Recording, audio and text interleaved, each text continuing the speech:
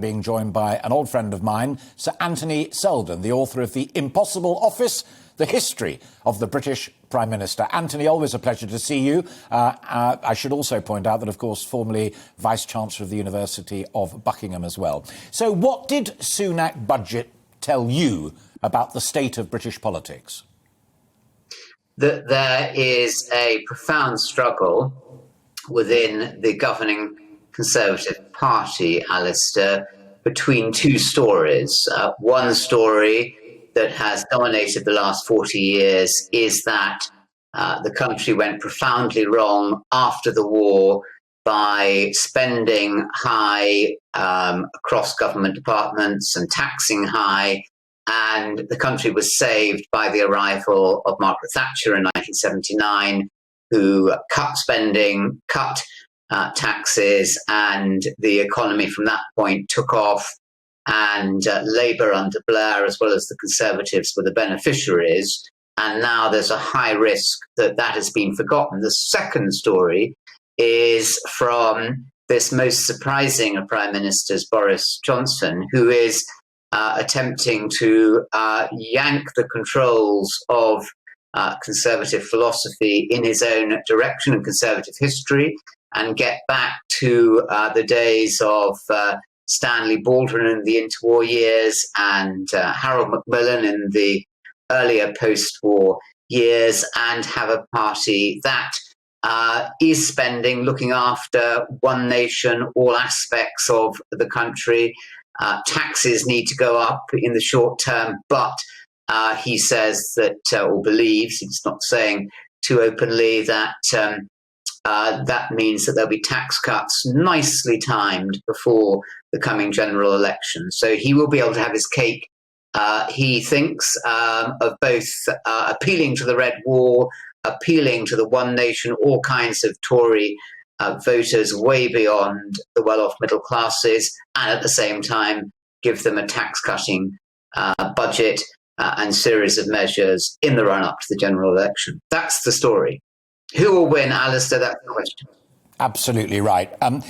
Was there any credibility, in your view, of Sunak trying to paint himself in the colours of a Thatcherite in waiting? Go with Johnson for now and exactly what you've just said, but I'm waiting at the end there. I'll go back to those clean-up post-war days that Anthony Seldon described so brilliantly on Alistair Stewart's programme. So all chancellors, Alistair, especially those who deny it, have one overriding objective, and that is to unseat the person in number 10 to take over themselves. And they do that not by spending big and letting the PM take the credit. That's the whole story of Gordon Brown's 10 years as Chancellor. It is by keeping it tight and then moving across from number 11 to number 10 Downing Street. So the last words, or the words towards the end of the speech in which he said what you said there about Thatcherite fiscal prudence, is very much not just the ambitious Sunak, but also the lived Sunak. It's what he does believe in.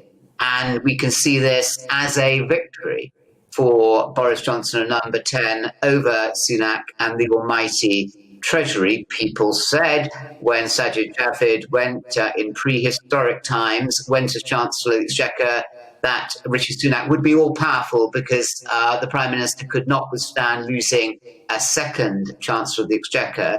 But the power is very clearly, but only for the time being, Alistair, in the court of King Boris.